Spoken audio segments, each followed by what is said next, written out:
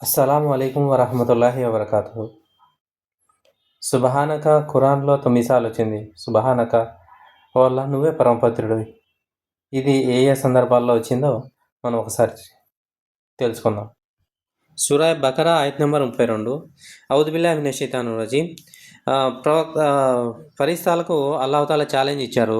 ఆదం అలైహిస్సలాం కొన్ని పేర్లను నేర్పి వాటిని ఫరిస్తాలను చెప్పమంటే అప్పుడు వారు ఇలా అన్నారు: ఓ అల్లా సుబ్హానక లా ఇల్మ లనా, నువ్వు పరమ పవిత్రునివి, నువ్వు ఏది చెప్పావో అది మాత్రమే మాకు తెలుసు, మిగతాది మాకేమీ తెలియదు అని చెప్పడం జరిగింది. సూరా ఆల ఇమ్రాన్‌లో 191 ఆయత్.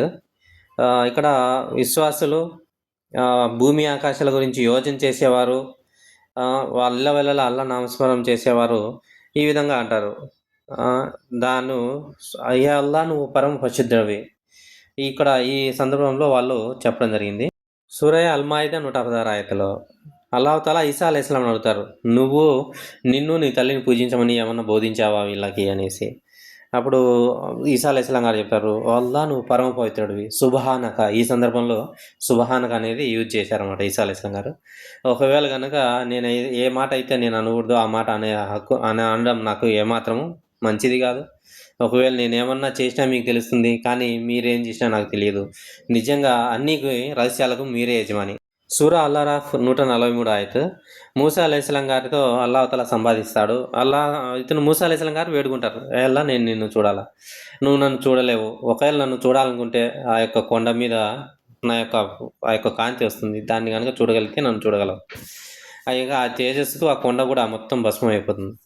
అప్పుడు మూసా అలైహిస్సలాం గారు పశ్చాత్తాపడి: ఓ అల్లా నువ్వే పరమ పరిశుద్ధుడవు, నేను పశ్చాత్తాపడుతున్నాను, నేనే ముందు విశ్వసిస్తున్నాను అని చెప్పడం జరిగింది. సూరా యూనుస్ ఆయత్ నెంబర్ 10. స్వర్గవాసులు స్వర్గంలో ఉన్నప్పుడు ఈ విధంగా మాట్లాడుకుంటున్నారు అనమాట: యా అల్లా నువ్వు పరమ పవిత్రుడు అని స్తుతిస్తూ ఉంటారు వాళ్ళు.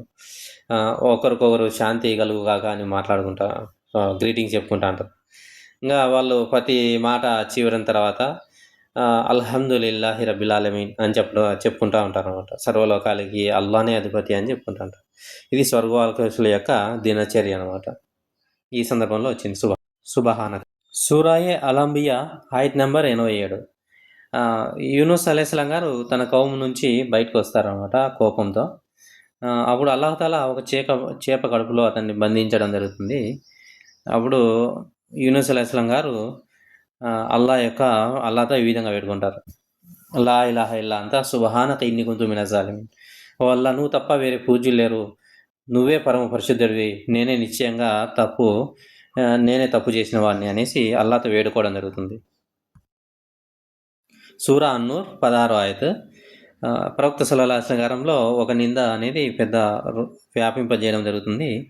దాని గురించి ఈ ఆయత్ వచ్చింది: ఇటువంటి విషయాన్ని మా నోటితో అనడం మాకు శోభించదు.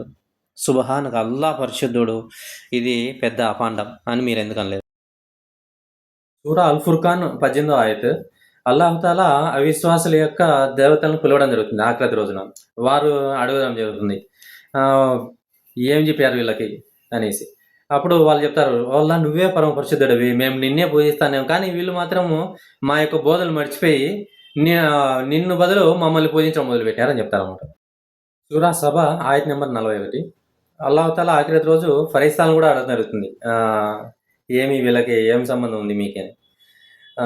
వాళ్ళ నువ్వే పరమ పరిశుద్ధుడివి, వీళ్ళతో మాకేం సంబంధం లేదు, వీళ్ళు మమ్మల్ని పూజించలే కానీ జిన్నాదులను పూజిస్తున్నారు, వీరిలో చాలామంది వాళ్ళనే విశ్వసించారని.